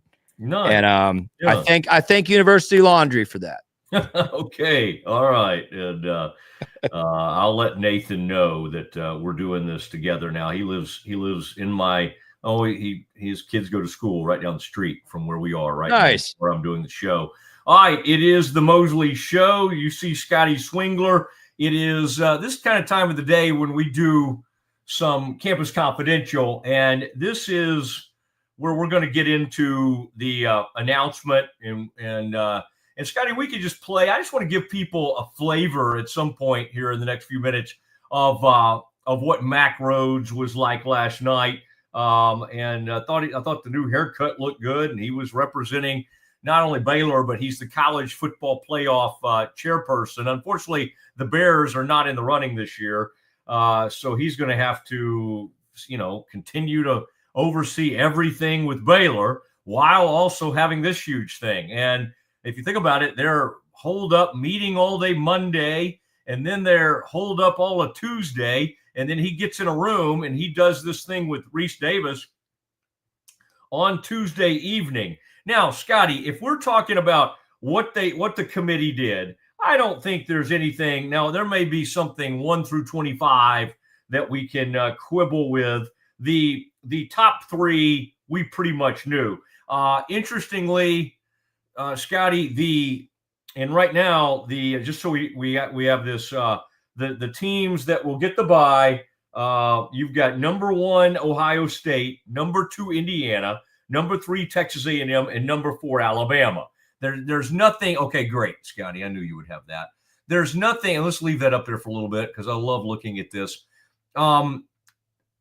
The question he was asked, Mack was asked. One thing he was asked about was the differentiation, like of the big 3. We've been saying for a while in both the AP voting and otherwise, the teams that have like the 96% chance of getting to the playoff and above are those top 3 teams. And again, that's Ohio State, Indiana, and Texas A&M. Now, I think a few A&M fans might have been offended, which is kind of ridiculous because Mack said something about the differentiator, the differentiation between those the 2 between the third one, A&M, is defense. He basically said he thinks that the defense for Ohio State and Indiana are a little bit ahead of A&M. A&M has incredible defenders. They got a really good pass rush. They've got great linebackers. We know Tari and York. We know Cassius Howell. They're a great pass rusher. But listen, Arkansas put 42 on them. Notre Dame put 40 on them. I mean, the defense has given up points. Now, again, did they shut down Auburn? Yeah, but everybody shut down Auburn. Auburn's horrific on offense, and their coach just got fired because of it. So A&M is great. They're third right now. I just don't think there's like a ton of like, oh, let's get angry. Oh my gosh, they're sticking it to A&M. That would not. I think Mack was simply saying these top 2 are a little bit ahead of A&M when it comes to that. Alabama is the other one in this bracket that will be getting a bye as of now. So much can change. And oh, by the way, you think University of Texas can't enter this party at some point? They got Georgia coming up. They're on a bye week right now. Texas is just like Baylor is, but they've got Georgia on the horizon. Georgia's sitting here at number 5. And right now, in a first-round game, Georgia would host the Memphis Tigers. The group of 5 team will be Memphis. You know what? That's fine. Like, Scotty, we've tried to make the argument for Tulane, and then they got hammered by UTSA. We love Navy. Navy just got hammered right by University of North Texas. we made the argument for University of North Texas. South Florida hammered them a few weeks ago. All right, so Memphis, and yeah, Memphis should have lost to Arkansas, but they didn't. They found a way to get that win at the end of the game. Memphis is 7-1. They got the one. They got the one loss to a pretty good team. It's just not coming to me right now. But they're the team right now. 12 versus 5.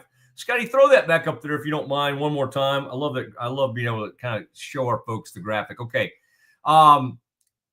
Scotty, this is going to change in a hurry because of what's happening this weekend.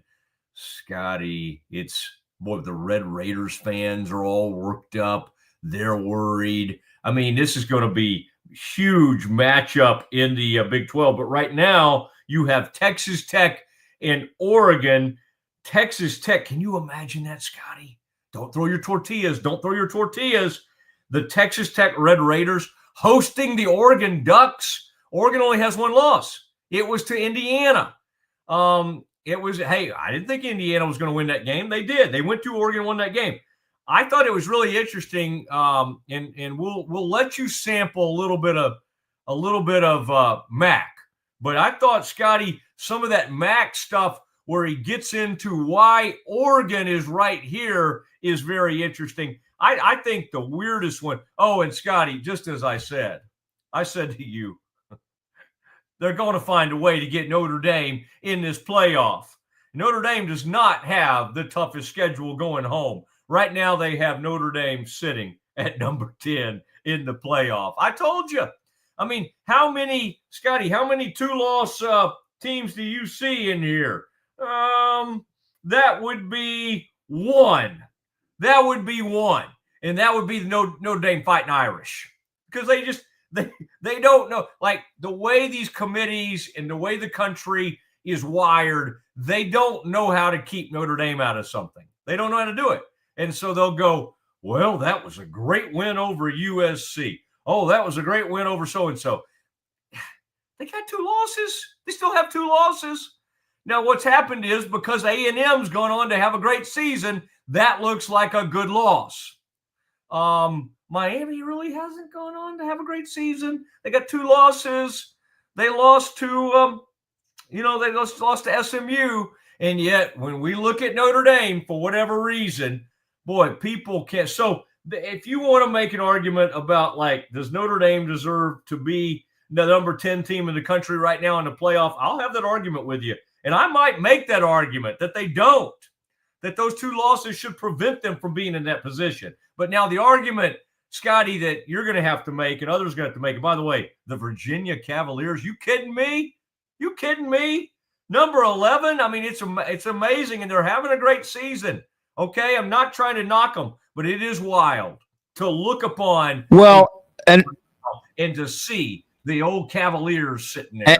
And remember, Matt, that they are actually ranked number 14, but that is the highest ACC team at the moment, and the ACC champion will get in. So it could be Virginia or 17 Georgia Tech if they were to win that championship would get in. Okay. So they are ranked 14, but whoever wins the ACC is going to get that spot. Okay.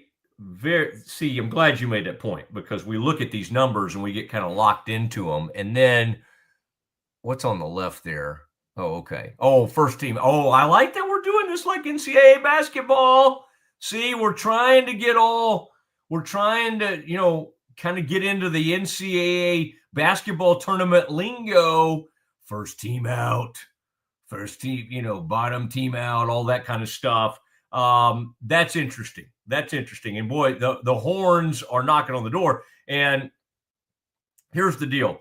Georgia probably has a strong enough schedule to survive 2 losses. Texas cannot lose again. They can't. Texas cannot get in with 3 losses. So they do have to win out. Now, the great thing for Texas is, look at the games they have coming up. I guess it's good and bad. But, Scotty, Texas has everything right in front of them, right? Because they get to play a monster in a team that's already going to be in the playoff. in a huge rivalry game on the Friday at home. They got the Aggies coming in there. Now, the problem is they've got they no play shot Georgia to win that game. Oh, shoot. A&M, Texas Come and on, A&M? man. Are you kidding me? Matt, what do you mean? That game gets wild, but man, look, I've been giving you a hard time about how much you love Texas A&M. That roster beats Texas on every level.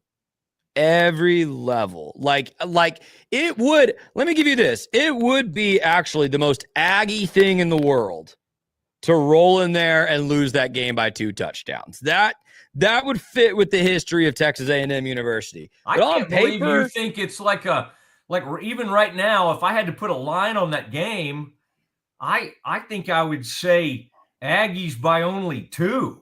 I think this is going to be I think the way this thing's setting up right now, and by the way, Texas has a better defense than A&M. They absolutely have a better defense than Texas A&M.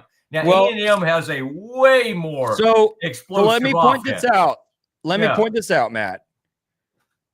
Texas goes to Georgia in 2 Saturdays, and then host A&M, who I think this is the best A&M team they've had in my lifetime. Probably, I don't think that's exaggerating at this point. There's no shot they win both those games, Matt. Okay. Well, I did bring up Georgia, and I think, but if they somehow beat Georgia, woo, this thing. Well, and I don't think Georgia's that good. Like, I think Georgia's probably beatable, but I don't know how they win both those games. Arch Manning played the first great game of his college career last week. Like, let's slow down about Texas A&M beating 2 top 5 teams, or Texas beating 2 top 5 teams. There's no way. Well, see, I just think that's very interesting that you have this thought process, because I think of the A&M Texas, like Texas OU, where a lot of stuff gets thrown out before that game. I mean, that's fair. I get it. And a lot of strange and weird things happen. And boy, Texas and again, there's going to be a lot of Aggies. There'll be a lot of Maroon that gets into that stadium, but that's still on their campus. The Texas people should have a home field advantage.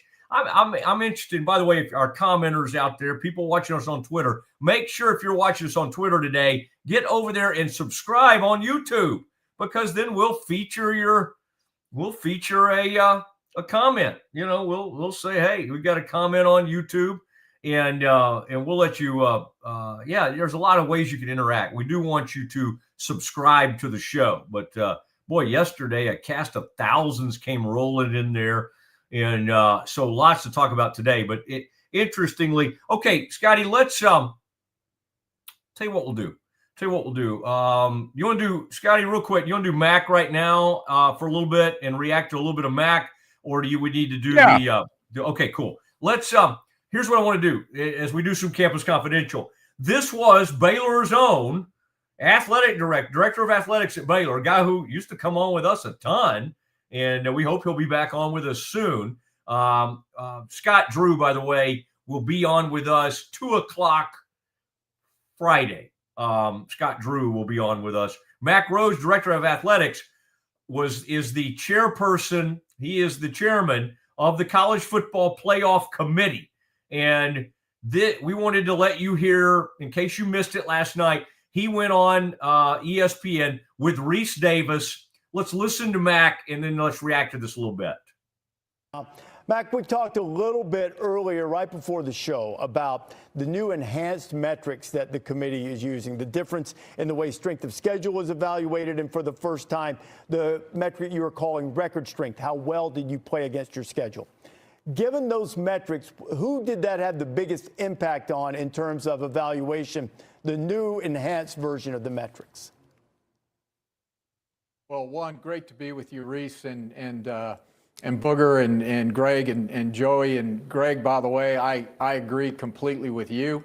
But to your question, Reese, for example, it came up when we talked about Oregon. And Oregon, when you look at them in the top 10, are lowest ranked in terms of record strength. And so the committee had a lot of conversation rigorous debate, conversation about, Oregon as a team. And, we're blessed to have 3 coaches in the room and looking at the tape.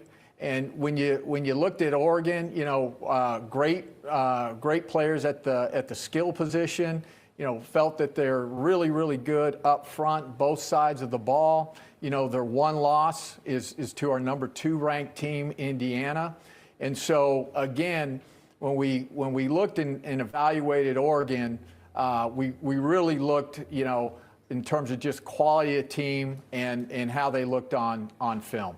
Okay, so Oregon's only loss is to Indiana. So let's talk a little bit about the 3 highest ranked teams.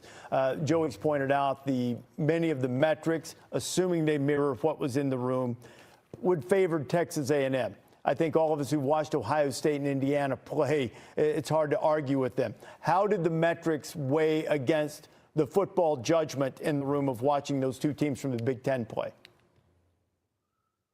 Yeah, we had, robust discussion about the 3 of them. Obviously, all 3 undefeated. We had great discussion about them on Monday. We certainly came back today. We really felt like the committee that Ohio State and Indiana were close. When you looked at the statistical data, both offensively and defensively, 2 teams, both in the top 5 offensively, 2 teams, both in the top 5 defensively, both with really, really good wins. Ohio State, a win against Washington and certainly against Texas. Indiana, a win against Oregon and Iowa. But when we again looked at tape, we looked at metrics, we felt like, Ohio State a little bit better up front on the offensive line, and we thought they were better defensively. And then when we looked at, statistics and we included Texas A&M as part of the discussion, again, we just felt like the separator there was defensively. And that those 2 teams, both Ohio State and Indiana, were better defensively. So you're talking about 3 great teams, 3 deserving teams, and we really had, again, great discussion, great debate about the 3. You've got several. You got a handful of 1-loss teams ranked above an undefeated BYU. You have some 2-loss teams ranked ahead of 1-loss teams. How cognizant is the discussion in the room at sort of getting away from what has really been part of the DNA of evaluating college football teams for more than a century of, well, they're undefeated. Well, they have fewer losses. Everybody has a tough time playing the schedule. How cognizant is the committee of not just counting losses? Yeah, I think it's always part of the discussion when we're talking about wins and losses. That's extremely important. But again, we have a variety of tools at our disposal, and so not one is weighted more than the other. We're sitting here and we're looking at head-to-head. We're looking at common opponent. We're looking at schedule strength. We're looking at record strength. We're looking at all of the analytics, and so we truly try to look at each team on its own and its body of work. And I think that's why we wait as a committee, CFP, to begin our rankings, at this point in time of the year, where we've got a body of work that we can look at for each of the teams. Mac, we appreciate your time. We'll do it next week. I'm sure everything will go just as predicted, and this will be easy for you next week. We appreciate it, man. Thank you all. All right. Thank you, Mac. That was an interesting question right off the top. I think what Reese was wanting, Scotty, was like the new metrics, which, by the way, who was pushing for that hard was Greg Sankey and the SEC.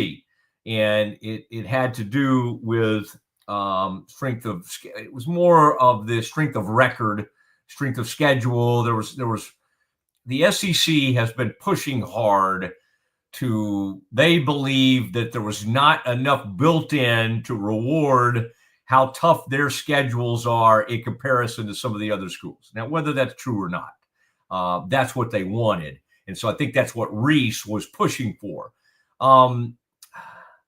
Mac started answering with more of like an Oregon. So I guess in his mind, he was picking a team that with the new metric that maybe benefited from that maybe, had that loss, but because of who they played. So I do think it's good that Mac, and I think it makes you look good as a chairperson, Scotty, if you're like, even some of the other interviews he did when he was asked about Notre Dame, he started like, naming off all their running backs and receivers and quarterbacks.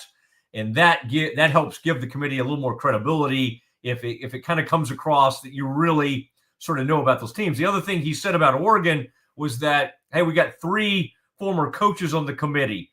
And so it's always a little interesting to have sort of career, again, not that they don't know the game and try to understand it, but they are administrators at heart, a lot of the people in that room.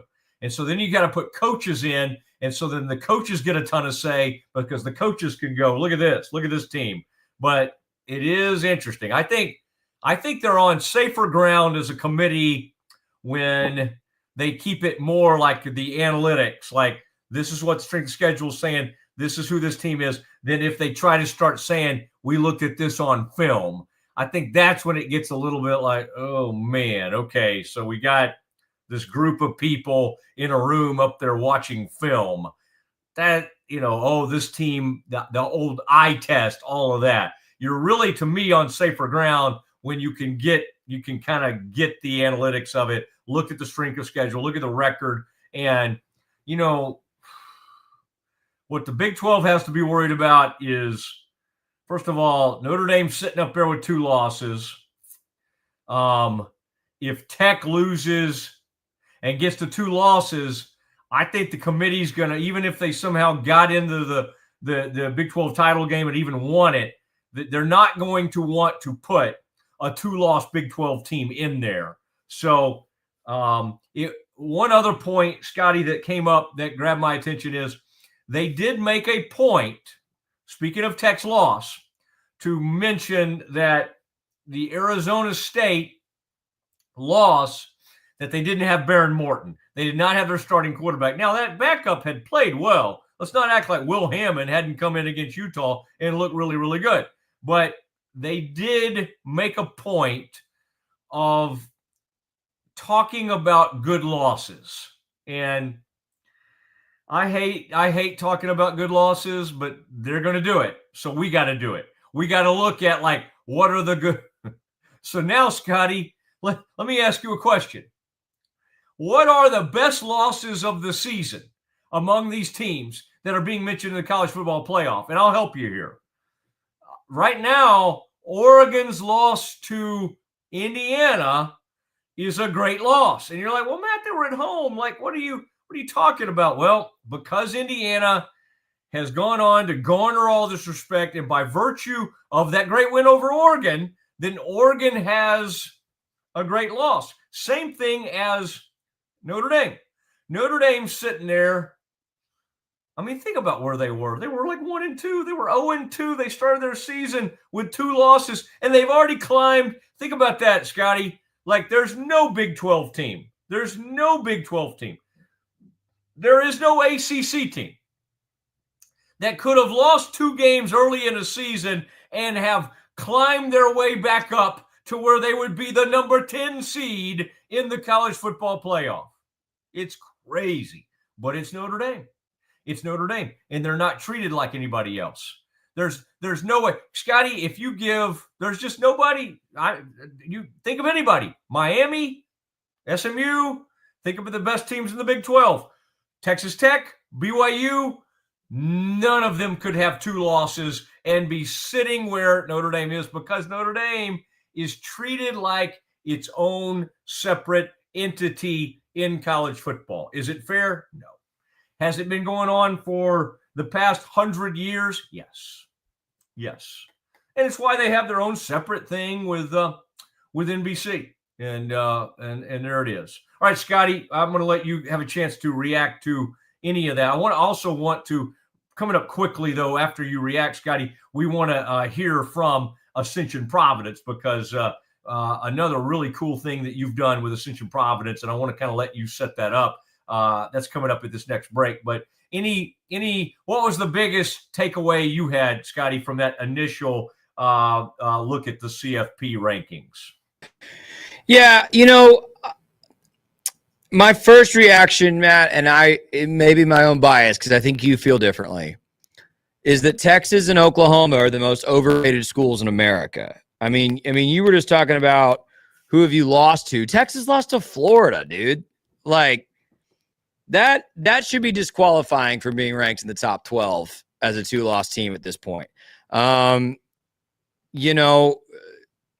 Anyway, that's my opinion about that. So my initial reaction was, I think you're probably right to point out Notre Dame's overrated. I think Texas and Oklahoma are a little overrated. The SEC still flexes its muscles with all the teams they got in here. Matt, my other reaction, and you haven't mentioned this, I said to you late, I don't remember if it was late last week or maybe on Monday's show, that probably on Monday's show after Utah beat up on Cincinnati, that we were approaching a scenario in which it's not absurd. I don't think it will happen. You don't think it will happen. The Big 12 is positioned to get 3 teams in. The committee showed tremendous respect to the Big 12 over the ACC in these rankings. The highest ranked ACC team being Virginia at 14, followed by Georgia Tech at 17. BYU is 8, Texas Tech is 9, Utah, perhaps the most surprising team to me, at 13. So again, the scenario here being Utah wins out, they could still miss the Big 12 title game, but they'd finish with 2 losses. And if they're starting here at 13, does that mean they finish somewhere around 10 and get an at-large bid? If Texas Tech beats BYU at home, and then both teams finish with 1 loss, they would meet in the conference title game. Let's pretend Tech wins at home and then BYU beats them in Dallas. You would have a 1-loss BYU Big 12 champ. You would have the team that beat them at home with 2 losses, Texas Tech.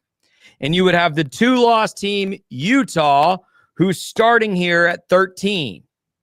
There is a scenario, although unlikely, that would put 3 Big 12 teams in. That surprised me in the rankings and is very much on the table. All right, now this game is in Lubbock. Correct. Okay, yeah. I thought you said that Tech goes out there to BYU or something. But anyway, I'm saying if Tech beats them at home. Okay, I got you. But then they meet BYU in the championship. Yeah, okay.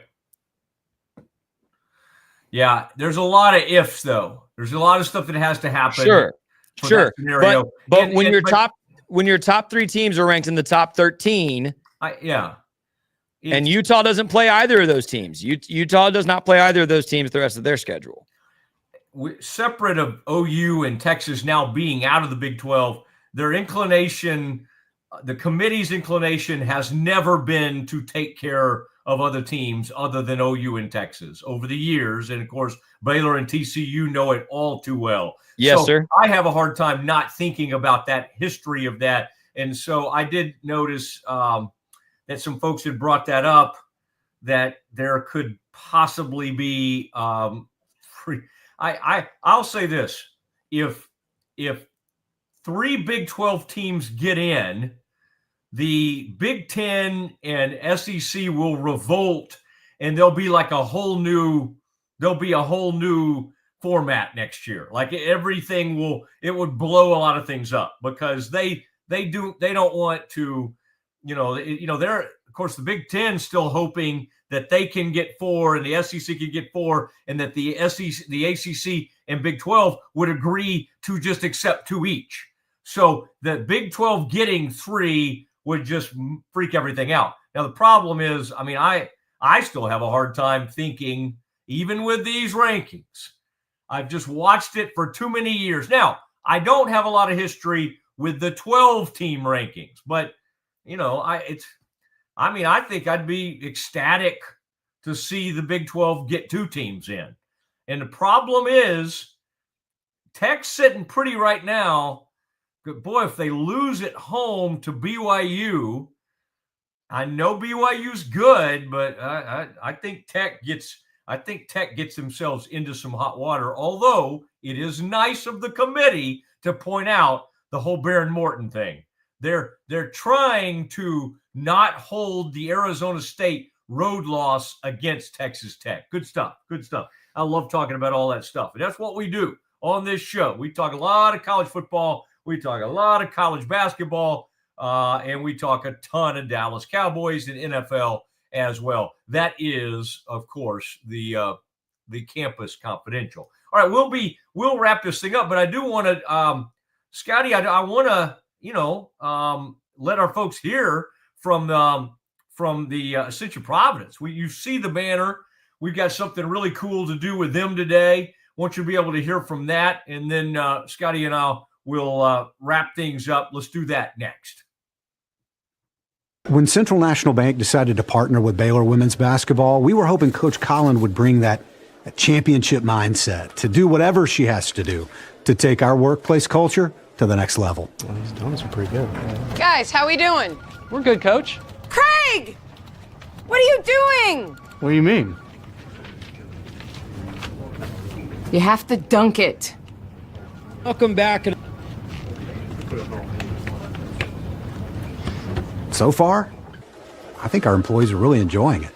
Not everything's a basketball thing. Did you say something, Craig? No, ma'am. That's what I thought.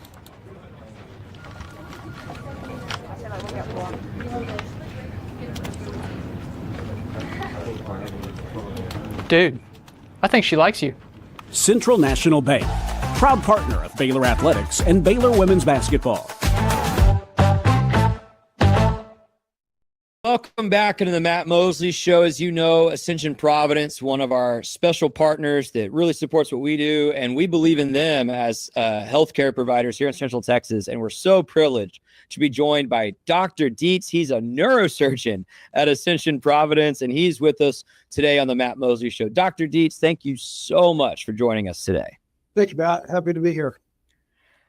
So you wanted to talk with us today about the spine and spine injuries. And, maybe that's not as kind of Hollywood headline category as far as sports injuries as like a knee or a concussion. But why is this so important for parents and young athletes in Central Texas to understand? Well, I mean, I think in part is because it's just so common. I mean, anybody that competes, especially in one of the contact sports, football, especially, it's gonna be really common to have an injury to the neck or to the back at some point, during the course of participating. And so it's just something that, and the truth is, a lot of people don't really know what if anything to do when that happens. And I think it's kind of a mystery to a lot of folks, and people can make some assumptions that aren't necessarily accurate. That I think it's an important topic to kind of look at. Yeah, absolutely. Now, explain to and I'm sitting here as a perfect example. Actually, I know very little about healthcare, anatomy. Like, this is not an area I'm very well educated. So, can you explain to me and maybe our audience, why is the spine so important, and what are some common injuries that you see, especially with young athletes? Yeah, sure. Well, so if you think about the spine, if we're talking about the structure of the actual spinal column itself, you think of it basically as like a flexible armor for your spinal cord and your nerves. So it's flexible, it moves with you, but it's not indestructible. So it needs to be protected. And when there's a serious injury, that's something that really needs to be recognized and dealt with. So, I mean, just so there's bones that support, support the, your ability to stand upright and to stabilize the rest of your body. There's a bony protective covering of the spinal cord and the nerves as they pass through. And then there's discs and joints along the back part of the spine that provides stability and cushion. And so if any one of those structures is injured, it's obviously, that can be a serious problem and can threaten people's neurological function for sure. But a lot more commonly, in what we see, the usual types of injuries that happen are usually something related to the muscle, the soft tissue, in the neck or in the lower back, and so those are, the approach to those is totally different. Obviously, if there's an injury to the actual spinal column itself, I mean that needs to be taken very seriously. People need to be treated with, initially, mobilizing the neck or the back, in such a way that you prevent further injury by doing what's necessary to transfer them off the field. Those things need to be evaluated as soon as possible by a physician. Imaging studies, x-rays and whatnot need to be obtained and whatnot. So, early recognition as to whether or not you're, dealing with, a potential actual structural injury to the spine itself versus just, strain to a muscle or, some sort of a soft tissue injury. That's an important thing to kind of, determine early on. So, one of the big things is if the athlete is experiencing any sort of neurological symptoms, such as,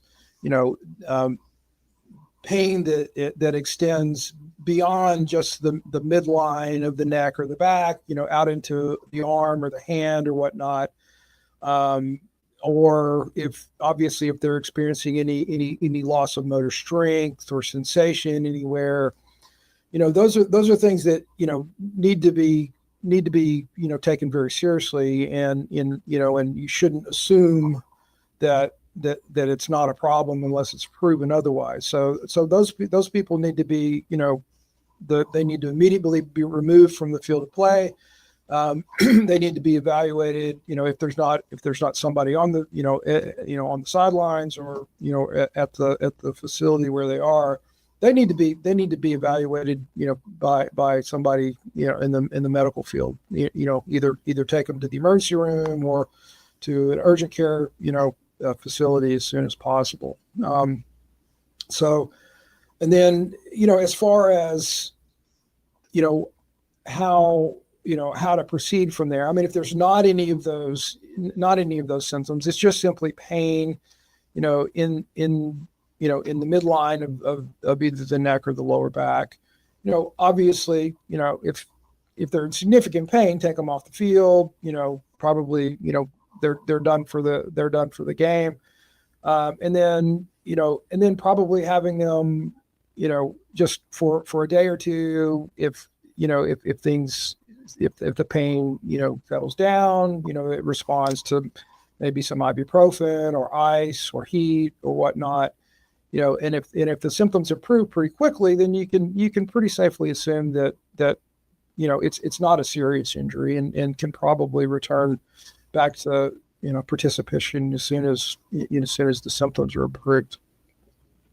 Man, you said a lot. You've informed us well. I think my only kind of remaining question today is back pain, or spinal kind of column, that midline pain you're describing is fairly common. I mean, you do a squat and with slightly the wrong form, you're going to feel that, right? You take a hit at just the wrong angle in a football game, you could immediately experience that. Sure. So what are some really healthy practices, maybe some prevention techniques that athletes should consider in order to keep themselves healthy and avoid, or at least mitigate, maybe serious injury? Sure. So, I mean, the most logical two things. Number one, you need to really focus on strengthening your core. So there's a number of exercises that anybody can access online.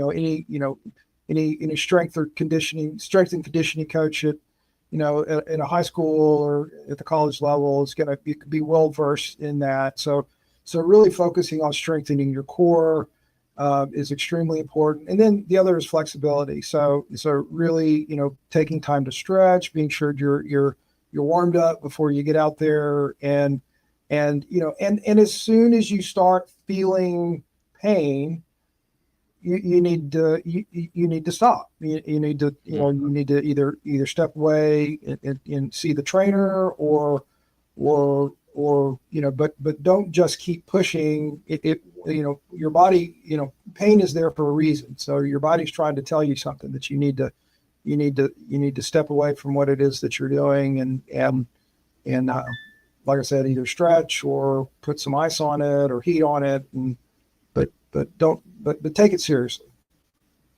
Well, thank you so much, Dr. Dietz, for talking to us today about back pain, spinal column. I know there's a lot more expertise you have, and maybe we'll have to bring you back sometime. If someone is experiencing any kind of symptoms you're describing and might want to get checked out, how can they get in touch with Ascension Providence? Yeah, I mean, we're easy to find online. If it's something that we will see people, that we do have like a direct access line that people can reach out to us. And, probably the best thing to do would be to get in touch with your primary care provider, and then, let them evaluate you first. And if it's something that they think needs to be elevated to seeing a spine specialist or a neurosurgeon, then they can surely find us. Dr. Dietz, thank you so much for coming on to today, the Matt Mosley Show. Wish you the best, and we love you guys at Ascension Providence. This is the Matt Mosley Show. We will see you again in just a second. If you want the best for your body, you want Ascension Providence, the largest sports and orthopedics group in Central Texas. Using innovative and cutting-edge technology, we're able to understand your body better than ever, delivering treatment with precision. And with our fellowship-trained and board-certified doctors, you'll receive excellent care. Work with a team dedicated to your health, wellness, and safety. So you can perform at your best. Ascension Providence, caring for Texas families for over 120 years. There it is, Matt Mosley Show, rolling on, and what a day it's been, and appreciate that, Scotty. That is someday I'll tell you the story on air about my experience. You were just talking to a neurosurgeon and spine surgeons and people that know that specialty. And boy, you just had a great one on from Ascension Providence. Have a special place in my heart because of a cycling accident I had in 2000, October of 2000, in fact. And so we're 5 years removed from that. But I had to have my C1 and C2 fused. And Dr. Carlos Bagley, who's now in Kansas City, but he was the head spine surgeon at UT Southwestern, Texas UT Southwestern. UT Southwestern is how you say that hospital system. And he played linebacker at Duke. And for some reason, I remember feeling like I was going to be in good hands because I had a former football player. He started at Duke, played linebacker. He was my age. So that would have been in the mid 90s or something like that. But great guy. In fact, he's a Duke Blue Devil season ticket holder in basketball. And so look at that, Scotty. What shade do you like best right there? Look at these shades I'm using.